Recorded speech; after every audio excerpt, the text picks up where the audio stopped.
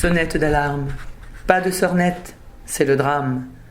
Jusqu'à quand laisserons-nous le hachoir du pouvoir de l'argent nous mener à l'abattoir, en pauvres gens? Jusqu'à quand donnerons-nous les fûts de nos jus au pressoir d'une minorité pour asseoir leurs intérêts? Jusqu'à quand ces vies qui fourmillent, déboussolées, subiront placides leur soi-disant fatalité? Jusqu'à quand, en coquilles robotisées, serons-nous vides de nos champs de félicité? Jusqu'à quand déporterons-nous notre pouvoir sur ceux qui nous font croire? Jusqu'à quand nous aliénerons-nous au désespoir de ces faux espoirs? Jusqu'à quand accepterons-nous de rester englués dans la matière des feux de la terre? Ne nous voyons-nous pas coincés, enfermés, loin des cieux, dans nos misères? Où réside notre liberté de penser, de réfléchir, d'aimer, d'agir en êtres responsables et libres?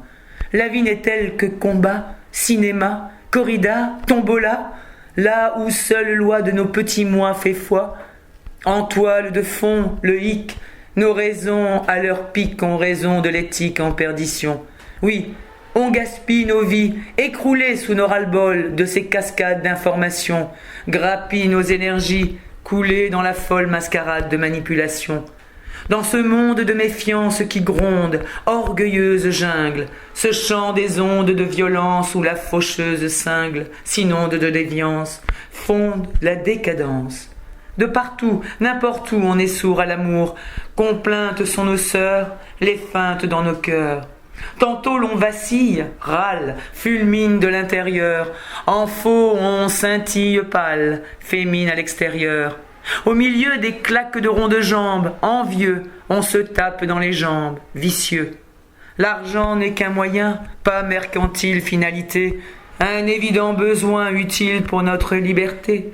Mais le fric et le rendement étriquent les sentiments, brouillent les rapports, souillent les moins forts, tant ceux extraits de leur réalité de survie ne daignent les reconnaître, tant éloignés de leur priorité de soumis, ils règnent en maîtres. Nous tronquons nos valeurs, erreurs, nous nous trompons pour des leurs, en nous tant de fausses croyances, au goût de fausses rances.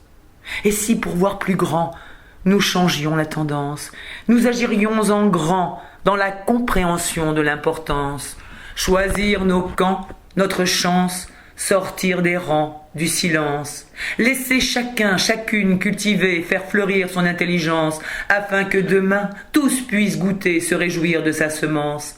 Nous savons, l'union fait la force, ce dicton n'est qu'une amorce. De grâce, ciblons l'exploitation chaque jour de nos essences, réveillons nos consciences. De grâce, visons l'horizon de l'amour et du bon sens, et élargissons nos consciences.